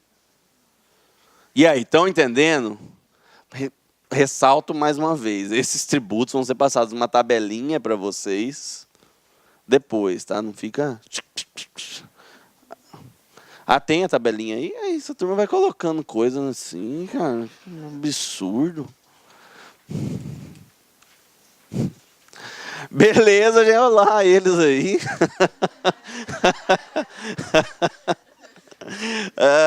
Vocês já tinham achado e eu não vi, né? Alguma dúvida, gente, nesse ponto? Então, quais são os tributos que incidem imediatamente? Aprendam, entendam. Importação e exportação, IOF, Imposto Extraordinário de Guerra, empréstimo compulsório decorrente de guerra ou calamidade pública. Beleza? Acabou, professor? É só isso de exceção? Quem dera ser um peixe, né? Como diria Wagner, né? Eu falei para vocês, nós temos tributos que não respeitam nenhuma anterioridade, ou seja, eu aumentei hoje, eu posso exigir amanhã. Nós temos tributos que só respeitam a anual, ou seja, eu instituí hoje, eu vou ter que esperar o exercício financeiro seguinte, mas não tenho que respeitar os 90 dias. E nós temos tributos que só respeitam a nonagesimal. Eu vou lembrar para vocês também de um exemplo prático. Vocês viram em muito tempo, quando aquela medida da Dilma em relação ao IPI, uma propaganda. Aproveite os últimos dias do IPI reduzido. Lembram disso? Mas era no meio do ano. Não era no exercício seguinte. Não estou entendendo, professor. O que está acontecendo?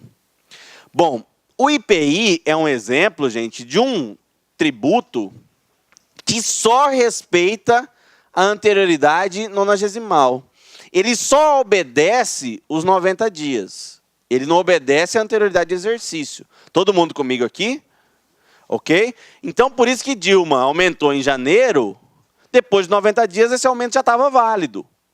Beleza, gente? Por isso que as concessionárias pegaram firme. Olha, está acabando o IPI, está acabando o IPI, está acabando o IPI, porque os 90 dias estavam chegando. O aumento já tinha sido instituído. Só tinha que respeitar os 90 dias. Certo, gente? Alguma dúvida? Então, vamos lá. Respeitam apenas a anterioridade nonagesimal. Respeitam apenas a anterioridade nonagesimal. Se eu aumentei em 2 de janeiro, eu vou precisar esperar o exercício seguinte? Não, eu vou precisar esperar 90 dias. Beleza? Alguma dúvida, gente? Então, vamos lá. IPI, CID combustíveis, ICMS combustíveis e contribuições para a Seguridade Social. IPI, CID combustíveis, ICMS combustíveis e contribuições para a Seguridade Social. Esses aí só respeitam a noventena. Eu aumentei em 5 de janeiro. Eu não vou precisar esperar o exercício seguinte. Eu vou precisar esperar o quê? 90 dias. Beleza? Alguma dúvida? Acabou.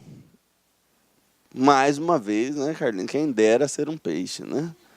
Só que nós temos tributos que só respeitam. O professor é muito chato, isso aí eu sei, mas, né? Se não cobrasse, eu nem passaria para vocês. Só que cobram muito, porque é quase que óbvio. O examinador não cobra a regra, né? Ele cobra a exceção. Ele quer saber se você está esperto, né? Gente, nós temos tributos que só obedecem à anterioridade de exercício. Então, se eu instituir o aumento em 1º de dezembro, eu vou poder cobrar a partir de 1º de janeiro. Ok? Ah, professor, mas não passou os 90 dias. Pois é, esses tributos não respeitam a noventena. Eles só obedecem à anterioridade de exercício. Também vou chamar a atenção de vocês de um exemplo que aconteceu conosco, do nosso dia a dia, em Cuiabá. Eu acho que foi quando o Mauro Mendes era prefeito. E eu acho que com o Emanuel também aconteceu. Aumentaram a base de cálculo do IPTU em dezembro. Lembram disso, gente? A base de cálculo do IPTU daqui de Cuiabá foi aumentada em dezembro. E o fato gerador considera-se ocorrido em 1º de janeiro. E a noventena aí? Pois é, a noventena eles não obedecem. Imposto de renda, base de cálculo do IPTU, base de cálculo do IPVA, só respeitam a anterioridade de exercício. Eles precisam esperar 90 dias para começar a valer? Não. Beleza, gente? Então, se instituiu em 31 de dezembro o aumento da base de cálculo do IPTU, eu posso cobrar a partir de 1º de janeiro? Pode. Por quê? Porque ele não deve obediência à anterioridade nonagesimal. Alguma dúvida, gente? Depois, o que você faz? Coloca do lado, assim, coloca uma foto de Mose, certo? Na frente do seu guarda-roupa, pra você, né, lembrar do amor. E do lado dessa foto você coloca essa tabela aí, bonita. Aí você acorda, você olha. Eu não sei se funciona, eu fazia isso aí, entendeu? Não sei dizer se funciona, mas eu fazia. Cola lá, olha, fala, olha aí, rapaz. O IPTU só respeita a anterioridade de exercício. Olha que beleza. Você sabia, amor? Aqui, essa foto do seu lado. Olha lá, rapaz. O IPI só respeita a noventena. Beleza, gente? Alguma dúvida? Tranquilo? Eu nem preciso dizer que isso é muito perguntado. Depois vocês me cobrem. Ou vai estar na primeira ou vai estar na segunda fase. Alguma violação à anterioridade. Segunda fase, quem escolheu segunda fase tributária é batata. O cara, a presidenta aumentou o IPI. 45 dias já exigiu esse aumento. O que você tem que escrever lá? Olha, isso é verdade, eu não estou mentindo, não. O IPI é inconstitucional, tendo em vista que violou a anterioridade nonagesimal. Beleza, gente? Fácil demais. Aí você vai para direito de trabalho, né? Hora extra, calcula a hora extra, pega. Ele tinha intervalo de 5 minutos, esses 5 minutos tem que ser não sei dos quê. Aí teve reforma, teve contra-reforma. A tributária aí, rapaz. Joga no peito, lança. Beleza, gente? Alguma dúvida? Fácil. Demais, né?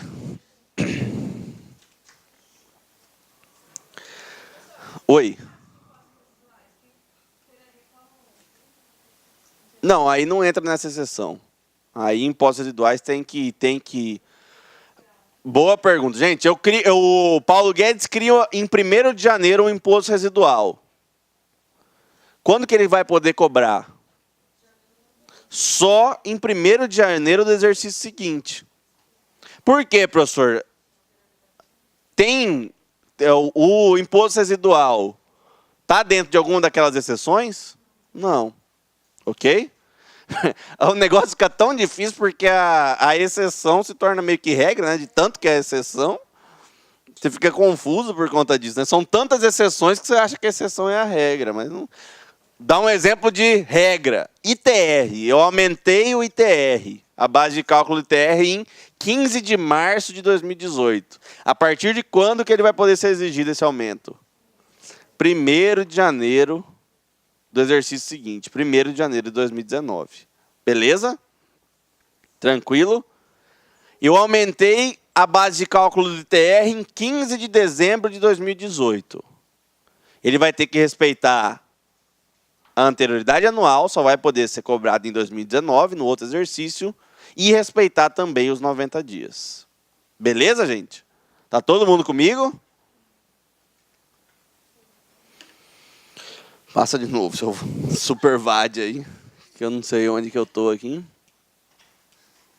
É porque quem foi meu aluno, sabe, eu nunca usei a apostila, tal. Né? Aí eu fico meio perdido mesmo, assim. Presta aí, por favor. Vamos lá, gente. Em ordem de importância, nós aprendemos hoje o que era mais importante, que com certeza um desses temas vai estar na sua prova. Ou o princípio da legalidade, lógico que com suas exceções, ou o princípio da anterioridade anual, nonagesimal, lógico que com suas exceções. Vamos para o princípio da isonomia tributária. Artigo 150, inciso 2º da Constituição Federal. Quem está procurando na apostila aí? Artigo 150, inciso 2º da Constituição Federal. Sem prejuízo de outras garantias asseguradas ao contribuinte, é vedado à União, aos Estados, ao Distrito Federal e aos municípios, inciso 2º, instituir tratamento desigual entre contribuintes que se encontram em situação equivalente, proibida qualquer distinção em razão de ocupação profissional ou função por eles exercida, independente da denominação jurídica dos rendimentos, títulos ou direitos. Também objeto de segunda fase, também objeto de primeira fase. Olha que pegadinha gostosa para o nego que está despreparado cair. O presidente da República, atendendo um clamor popular, resolve isentar os professores do ensino fundamental do imposto de renda. Então, quem for professor não pagaria imposto de renda. E aí, a pergunta era se essa instituição, se essa isenção seria constitucional. E a resposta é negativa. Por quê? Porque a Constituição Federal veda a distinção, o tratamento desigual, em razão de cargo, denominação jurídica, ok? O fato dele ser professor não pode ser motivo para que ele seja isento. Tranquilo, gente? Era essa a resposta. Qual que era a resposta padrão da FGV? Conforme artigo 150, inciso 2º, essa isenção é inconstitucional, tendo em vista que estabelece tratamento desigual para a pessoa que está em situação de igualdade, em razão de ocupar o cargo de professor. Beleza, gente? Tranquilo? Fácil? Estão entendendo, gente? Beleza? Vamos lá. Professor, mas tem um negócio aí que me chamou a atenção. Você falou que não pode instituir tratamento desigual para quem está em situação equivalente. Beleza.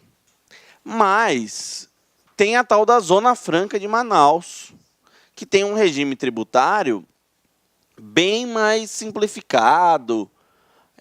O ICMS é bem mais simplificado. Alguns tributos eles nem pagam. E aí? O que justifica isso?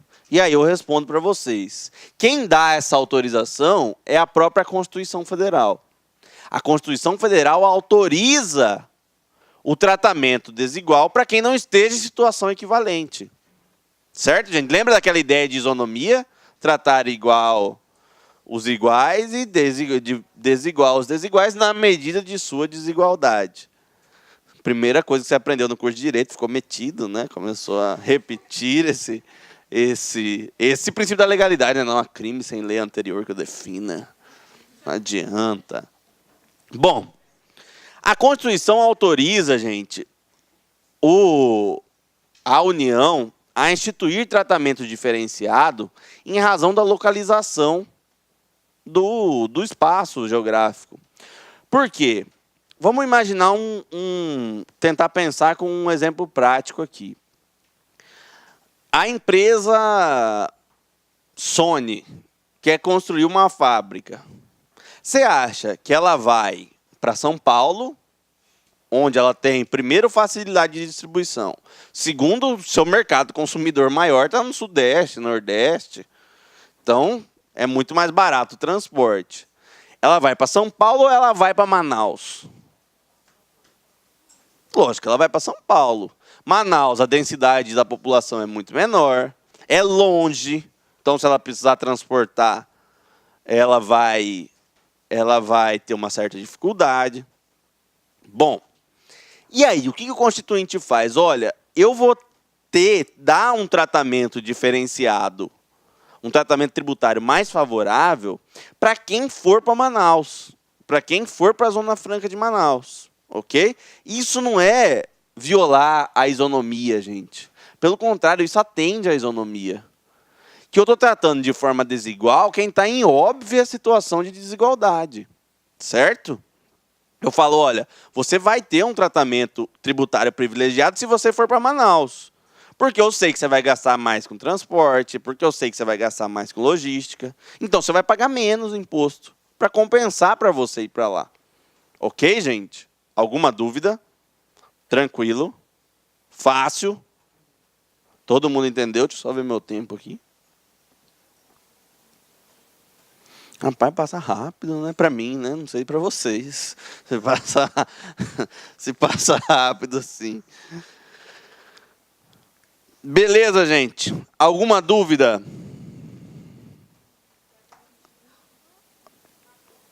Oi? Abram o coração. Primeira aula nossa. Ficou alguma dúvida? A aula está acabando. Não chorem. Ficou alguma dúvida? Tem alguma coisa que... Professor, eu não entendi bem esse ponto. Melhor você perguntar agora do que errar na prova, né? Não quebra nossa estratégia passar todo mundo, viu, gente? Não quebra firma. Olha lá, não passei porque eu não perguntei. Fiquei tímida. Sou tão tímida, professor. Não quebre nossas estratégias. Vamos lá, gente. Em ordem também de importância, artigo 150, inciso 3º, a linha A. Princípio da irretroatividade tributária.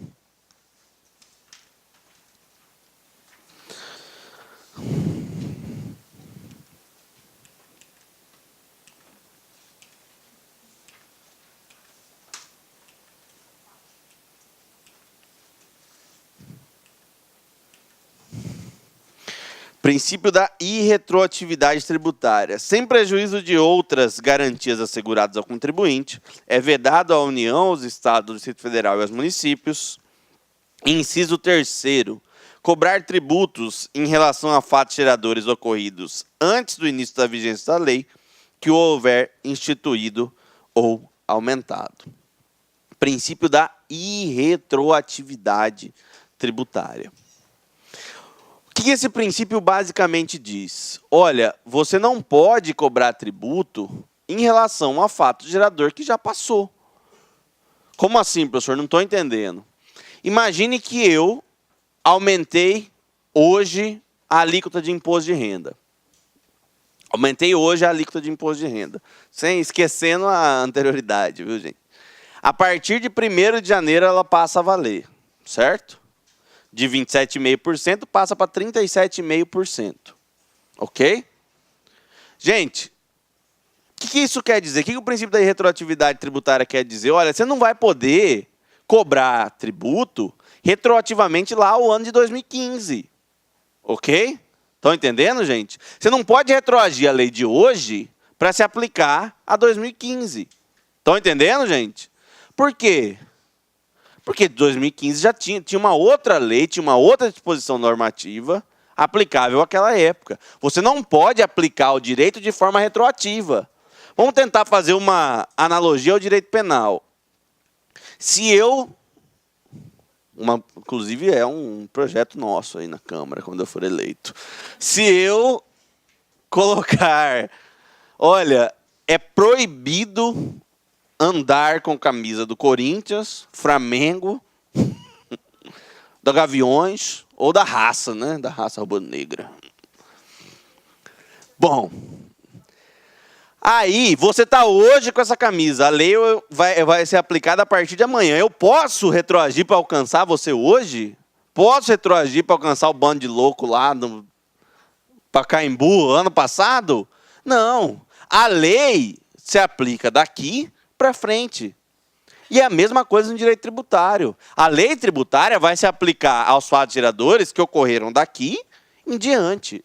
Ela não volta para alcançar um fato gerador passado. Eu aumentei a alíquota do ICMS, venda de camisa, de 20% para 30%. A partir de quando esse aumento, vamos esquecer as anterioridades, a partir de quando esse aumento vai poder ser cobrado?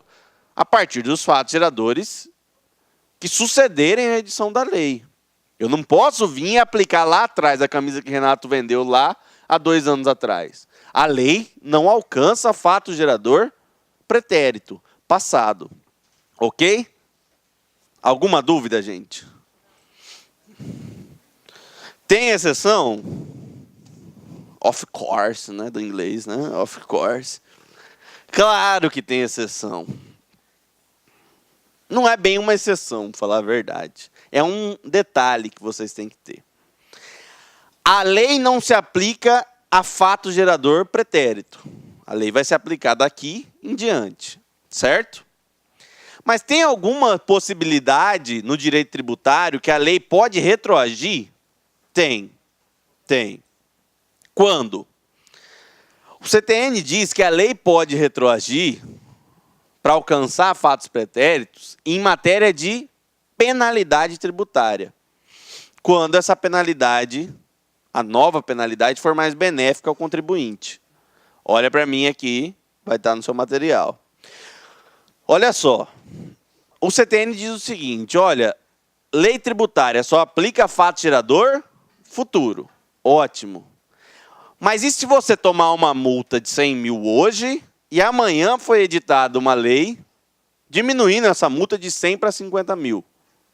Eu posso aplicar retroativamente? Pode. O CTN fala que sim. Fala que em matéria de penalidade tributária, quando ainda não tiver definitivamente julgado e for mais favorável ao contribuinte, eu posso aplicar retroativamente. Certo, gente? Todo mundo comigo aqui? Quando que eu posso aplicar retroativamente? Quando for penalidade não é tributo, certo? Essa penalidade não tiver definitivamente julgada e for mais benéfica. Vamos ver se vocês aprenderam ou vão cair no PEGS. A alíquota do ICMS era de 2,5%. Passou a ser de 1,5%. Ela se aplica ao ICMS anterior? Alíquota, nunca. Alíquota para menor, para maior, para o dobro, para metade.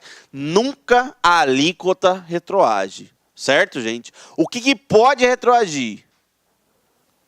Penalidade. A multa por ele não ter pagado esse tributo, por exemplo, pode retroagir se ainda não definitivamente julgado e for mais benéfica ao contribuinte. Fácil, tranquilo. Tem mais, professor? Tem mais.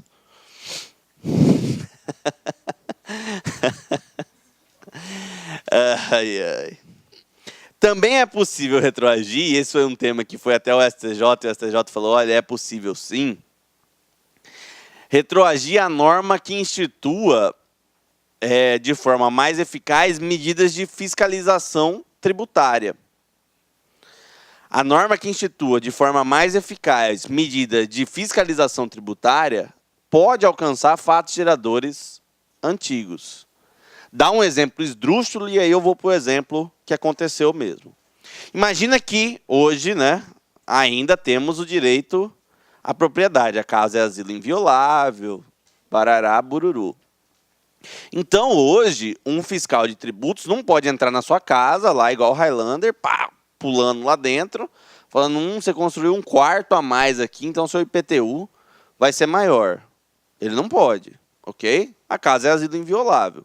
Ele não está dentro daquelas situações da Constituição, não está em flagrante, ou flagrante, né, como diria o flamenguista. Não está em flagrante, não está em estado de necessidade, lá na calamidade e tal. Beleza. Imagina que vem uma nova lei tributária, imaginando um exemplo esdrúxulo, tá? Que autorize o fiscal a entrar na sua casa mesmo contra a sua vontade, atirando no seu cachorro, chutando morro, fazendo o que quiser. Essa lei que incrementa o poder fiscalizatório pode ser aplicada para ele investigar um fato gerador lá atrás? Pode. Pode. Essa lei que incrementa o instrumento fiscalizatório pode alcançar fatos geradores pretéritos. Vamos para o exemplo da prática agora. Não sei se vocês viram a notícia da possibilidade da Receita Federal, sem autorização judicial, ter acesso aos seus dados bancários, certo? A gente tinha o sigilo bancário, né? Houve uma mudança no CTN e deu a possibilidade da Receita Federal ter acesso aos seus dados bancários, certo? Beleza. A Receita Federal pode pegar os seus dados bancários lá de 2015 para ver se você recolheu o imposto de renda certinho? Pode. Pode. Porque é uma norma de fiscalização, ok? Essa norma de fiscalização pode retroagir, ok, gente? O fato gerador já aconteceu, a gente não está falando de fato gerador. O fato gerador já aconteceu e você não pagou. Ela pode retroagir e cobrar você? Pode ou não? Pode, porque é uma questão só de fiscalização. O fato gerador está lá. Você só não informou a Receita. Mas o fato gerador está lá. Todo mundo entendeu, gente? Beleza? Ó, se tiver alguma dúvida, por favor, não hesitem. Semana que vem, né? Nossa segunda aula. Semana que vem, nossa segunda aula. Gente, só passar para vocês algumas situações. É um período que vocês, para se livrarem de um problema maior, é importante que vocês se dediquem, estudem. E eu estudei muito tempo para concurso e tem uma palavra que resume o estudo, o tempo que vocês vão ter. Renúncia. Renúncia. Eu lembro uma vez, eu tava na... Eu não lembro se era para prova oral ou era para a segunda fase da PGE aqui.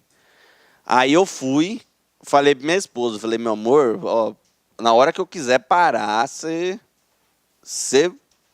me cutuca. E aí mostrei o salário, né? Para dar uma estimulada, né? Mostrei o salário para ela. Aí ela deu uma animada, né, também. Aí eu lembro que eu tava no escritório, aí eu ia para o Unic dar aula. Aí eu lembro que foi um dia, cara, não sei o que foi no escritório, foi bem intenso, e na Unic também foi uma aula que eu precisava repor, e foi bem intenso. E era quarta-feira, dia de jogo do Palmeiras. Aí eu cheguei em casa, mas assim, morto, era umas 10 horas da noite. Eu falei, agora, né? Vou pro Recanto do Guerreiro, né? Assistir o jogo do Palmeiras, tal. Só que aí eu sentei no sofá, como eu tinha conversado com minha esposa, ela chegou, opa, o que você tá fazendo aí? Falei, não, assistir o jogo do Palmeiras, né? Ah, beleza, já deu meu dia. Não, vai estudar. Gente, eu sentei para estudar chorando. Chorei igual criança na mesa de estudo. Mas estudei. Então é o momento que vocês têm para isso mesmo. Porque senão você vai procrastinando isso. Ah, tem uma outra OAB daqui a um tempo. Tem uma outra OAB daqui a um tempo. E vai ficando cada vez mais difícil porque a pressão em você aumenta mais. Então, se dediquem, estudem, vão para cima, que com a ajuda de Deus vai dar tudo certo, viu? Até semana que vem.